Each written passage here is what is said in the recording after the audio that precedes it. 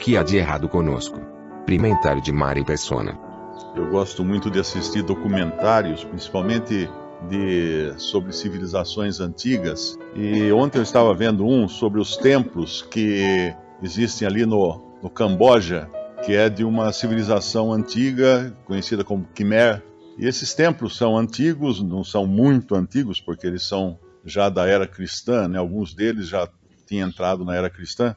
Mas eles foram abandonados sem nenhuma destruição, sem nada, né? São uns palacetes bonitos, umas coisas imensas de pedras, todos cercados de canais de irrigação, canais de navegação, e foram abandonados. E até hoje os arqueólogos tentam descobrir a razão. Mas uma coisa, um arqueólogo ontem, no documentário, ele falou uma coisa interessante. Ele falou, porque questionando a razão daqueles templos terem tantas figuras horrendas, né? Porque é impressionante, você vê assim aquelas paredes repletas de figuras de ídolos com cara feia, com rosto amedrontador. E aí ele respondeu, ele falou, isso aí é porque esses reis, antigamente, eles controlavam a sua população pela religião.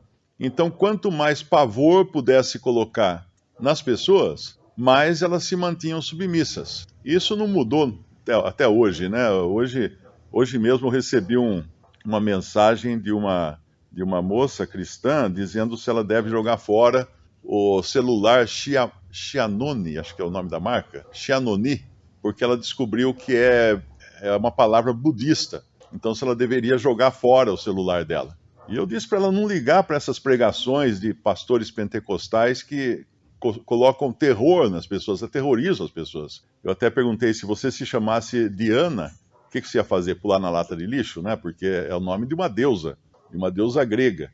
Então, o terrorismo religioso sempre foi usado para manter as pessoas submissas aos seus líderes, aos seus governantes, e principalmente nessas cidades que existem ali abandonadas, o poder era dos sacerdotes, né? Os sacerdotes que ditavam as normas. Então nós temos agora o cristianismo, que é algo totalmente diferente. Nós não somos atraídos ou subjugados pelo medo, mas pelo amor de um que morreu na cruz por nós, levou ali as nossas culpas e deixou para nós um acesso aberto e fácil ao trono de Deus. Então, completamente oposto ao que a maioria das religiões sempre fez, de manter as pessoas na rédea curta por meio de terror, de medo, de acusações e coisas assim.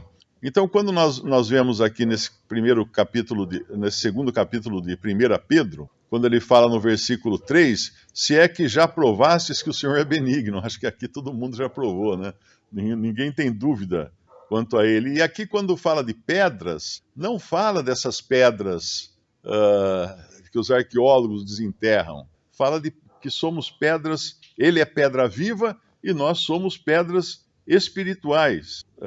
Versículo 4, chegando-vos para ele, pedra viva, reprovada, na verdade, pelos homens, mas para com Deus eleita e preciosa, vós também, como pedras vivas, sois edificados casa espiritual e sacerdócio santo, para oferecer sacrifícios espirituais agradáveis a Deus por Jesus Cristo. Por isso que a adoração cristã, o culto cristão, não tem elementos visíveis. Nós não precisamos de um templo visível, porque nós, os que cremos em Cristo, todos os salvos por Cristo, são o templo edificado, cada pedrinha é um salvo por Cristo, formando essa grande estrutura, essa estrutura gigantesca na terra, que é o templo de Deus na terra. Não é mais um templo de pedras, não é mais um templo aterrador, não é mais um lugar proibido de se achegar, mas é o templo de Deus formado por todos os que foram salvos por Cristo. Vós também, como pedras vivas, versículo 5, sois edificados casa espiritual e sacerdócio santo para oferecer sacrifícios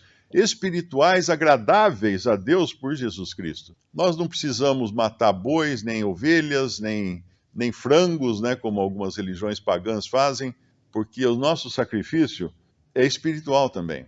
Então nós trazemos louvores a Deus, ações de graças, orações, cantamos hinos de de adoração. E no versículo 6, ele vai falar dessa pedra que é a sustentação de tudo isso. Por isso também na Escritura se contém: eis que põe em Sião a pedra principal da esquina, eleita e preciosa, e quem nela crê não será confundido. Eu acho maravilhoso esse final do versículo, porque por mais que a gente tenha dúvidas, por mais que às vezes a gente não entenda passagens da Bíblia, quem nessa pedra crer não será confundido. Eu já fiz alicerce de pedra e eu precisei escolher uma pedra angular, né, uma pedra meio quadrada, para começar a assentar as outras pedras. Então você põe aquela pedra quadrada, daí você puxa dentro de uma vala, né? Você puxa os barbantes, formando um ângulo reto, e começa dali. Toda a construção vai se valer daquela pedra e do ângulo reto que ela determina para que as outras entrem naquela vala de acordo com aquela pedra. Aquela pedra é a guia. Inclusive, é interessante que quando eu construí essa casa aqui do lado, pulando essa outra, né, onde eu morei, eu contratei uma empresa para fazer o baldrame. E o cara mandou lá um sujeito bêbado para fazer a marcação. E ele fez a marcação, ele furou, fez as estacas, né? E quando o pedreiro começou a fazer o baldrame, ele falou: seu Mário, tá tudo fora de esquadro, a casa inteira tá fora de esquadro.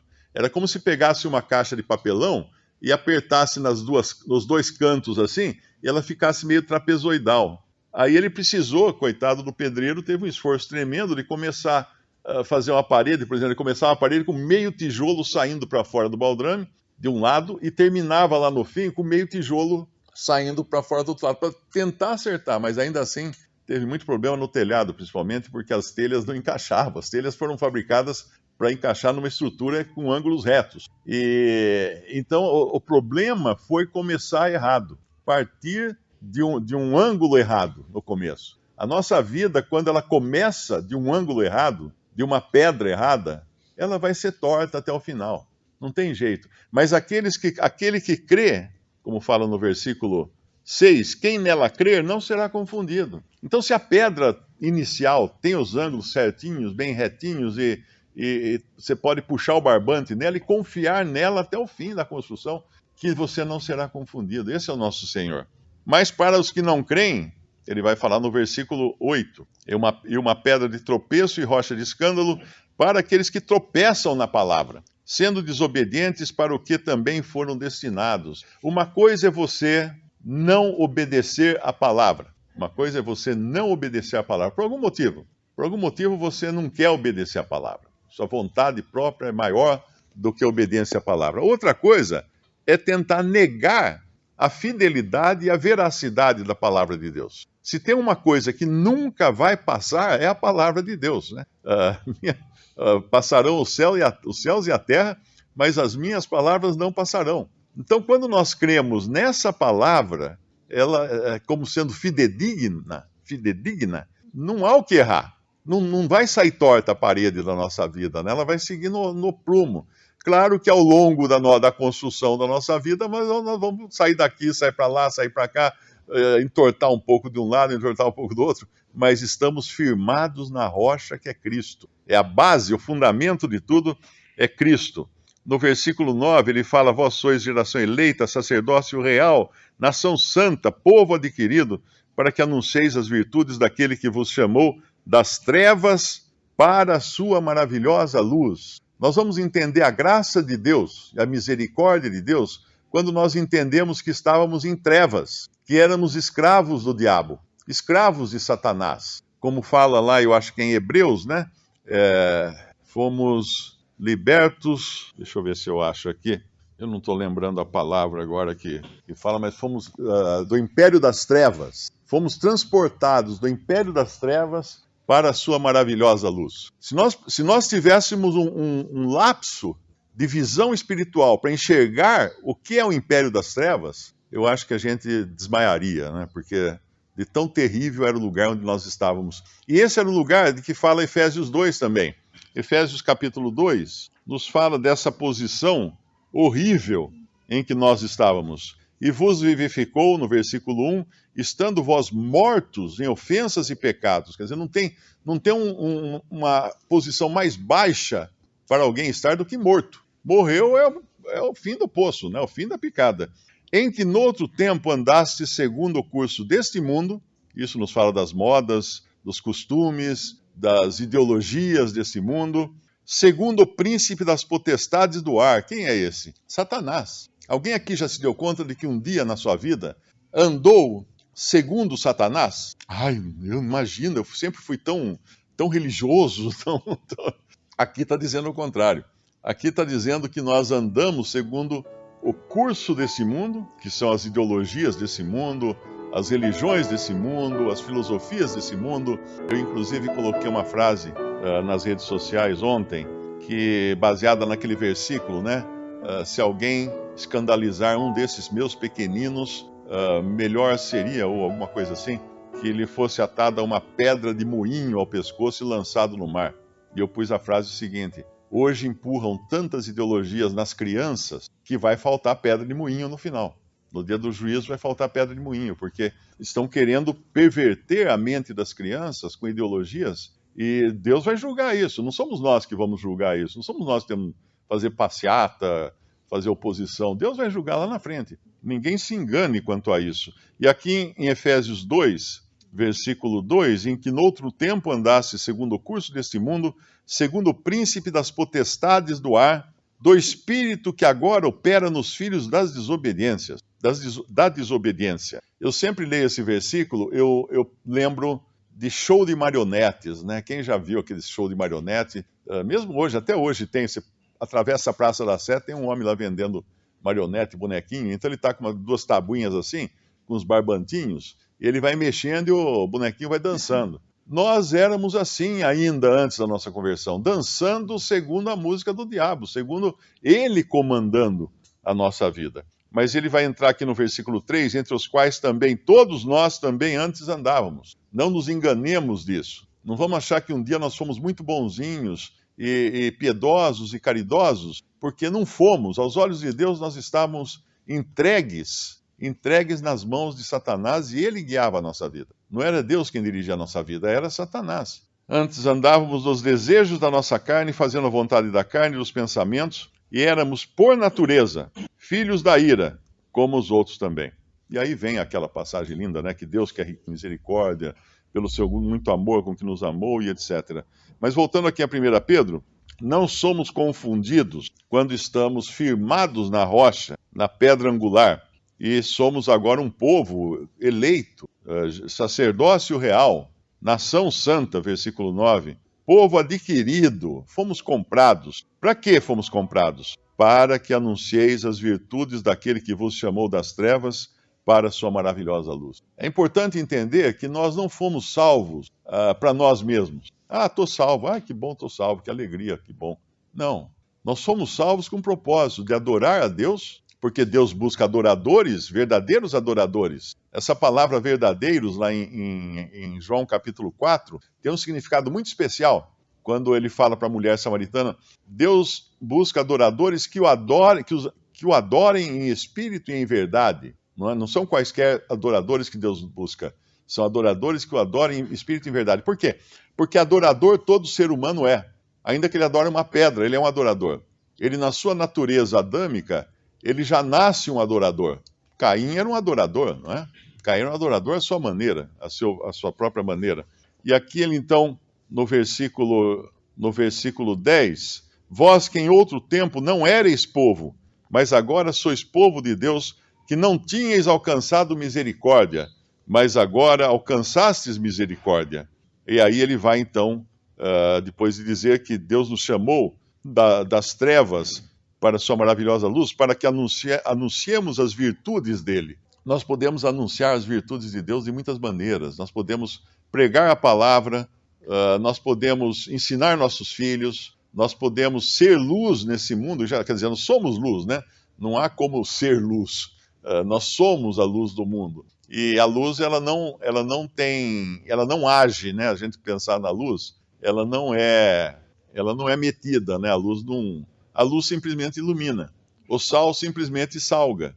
eles têm essa qualidade em si mesmos. Eles não precisam fazer nada. A luz ilumina e o sal salga. Eles não fazem nada, eles só influenciam, eles exercem sua influência pelo que eles são. E o cristão exerce a sua influência pelo que ele é nesse mundo.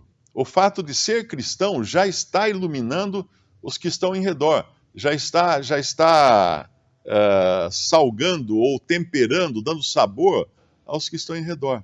Em um mundo que não tem luz, em um mundo de trevas, e um mundo que não tem sabor algum, não é? A não ser as coisas para satisfação da carne e coisas desse tipo. E lá, como Paulo fala em 1 Coríntios 15, se esperamos em Cristo só nesta vida, somos os mais miseráveis de todos os homens. Então pensa assim, se as minhas aspirações, se os meus desejos, se os meus planos, tudo é feito para esta vida, como é o de todo incrédulo, não é? Somos os mais miseráveis de todos os homens. Por quê? Porque o incrédulo, pelo menos, ele tem alguma satisfação aqui nessa vida. E se o crente não tem a ressurreição diante de si, na sua perspectiva, não tem a eternidade no céu com Cristo, ele está fazendo o quê? Ele está perdendo tempo, então, de adorar a Deus, de louvar a Deus e coisa do tipo. Mas nós não somos os mais miseráveis de todos os homens. Pelo contrário, éramos os mais miseráveis de todos os homens, porque toda a nossa vida estava pautada pela vida aqui na terra, pelo mundo. Éramos como animais. Qual a diferença de uma besta, de um gado, de um boi, de uma vaca e de um homem? O homem, o pescoço do homem, ele olha para cima. O boi só olha para baixo. O boi, você vê um pasto, todos os bois estão olhando para baixo. Não tem nenhum olhando para cima, admirando as nuvens, vendo o sol brilhar, né? Não, eles estão olhando para baixo, porque é onde está o capim. Eles têm que olhar para aquilo que dá a subsistência deles aqui nesse mundo. Mas o crente, ele tem o pescoço mais flexível, ele pode olhar, sim, para o céu. Quando vem o fracasso ou a dificuldade, o cristão não deveria nunca perguntar por quê. Questionar a Deus de ter permitido aquilo. Por quê? Por que, Senhor, aconteceu isso comigo? Mas a pergunta deveria ser, para quê? Para quê? A resposta está no versículo 9. Para que anuncieis as virtudes daquele que vos chamou das trevas para a sua maravilhosa luz. Então, como que Deus vai usar agora essa dificuldade na minha vida para anunciar as virtudes dele? E aí, tomar daí, né, pegar o trilho aí, né, dessa viagem, para entender melhor. Porque o porquê é questionar a Deus. O para quê é perguntar a razão e o objetivo e a finalidade daquilo. Para quê, Senhor? Essa pergunta a gente deveria fazer sempre que encontramos alguma dificuldade. E aí ele vai no versículo 11, amados, peço-vos como a peregrinos e forasteiros, que vos abstenhais das concupiscências da carne, das concupiscências carnais que combatem contra a alma, tendo o vosso viver honesto entre os gentios, para que, naquilo em que falam mal de vós, e não falta gente para fazer isso, né, de falar mal de cristão, como de malfeitores, glorifiquem a Deus no dia da visitação pelas boas obras que em vós observem. Então esse é o objetivo de um salvo aqui na terra. Deus nos deixou aqui na terra por Ele, por Cristo. O Senhor Jesus está no céu por nós. Nós estamos aqui na terra pelo Senhor, para anunciarmos as suas maravilhosas obras, né? a sua misericórdia, o seu evangelho, a sua graça, e muitas vezes em meio às mais terríveis tribulações. Quando eu vejo alguns religiosos pregando aí, tinha uma igrejinha que às vezes eu passava em frente, tinha uma placa na porta, venha aqui que todos os seus problemas acabarão. Eu falo, nossa, esses caras mentem na cara dura, né? Porque o cristão, quando uma pessoa se converte, os problemas não acabam, os problemas começam. Porque agora ele está em terreno inimigo, é que nem soltar numa guerra, o piloto soltar o paraquedista, o soldado paraquedista, e errar o salto, e ele cair no terreno inimigo, ele cair depois da fronteira. O que ele vai fazer lá? Agora ele está no pior lugar do mundo para ele estar. E é aqui que nós estamos, esse é o terreno inimigo. Nós saltamos no lugar que não é o lugar do nosso lado, é o lugar do inimigo. Então, certamente, vai ter tiro para todo lado, não tem jeito. Mas mesmo assim, devemos viver de maneira que os infiéis, os incrédulos, possam observar Cristo em nós, Ele agindo em nós, na sua misericórdia, na sua graça, na mudança de comportamento. Eu nunca me esqueço daquela faxineira de um hospital, que um médico viu o quanto ela era massacrada, né? Ela era cristã, e o quanto ela era massacrada e criticada pelos outros médicos e pelos outros funcionários, que falou para ela assim: até Deus sabe o que você está passando, e por que você não reclama? Ela falou: porque Deus sabe.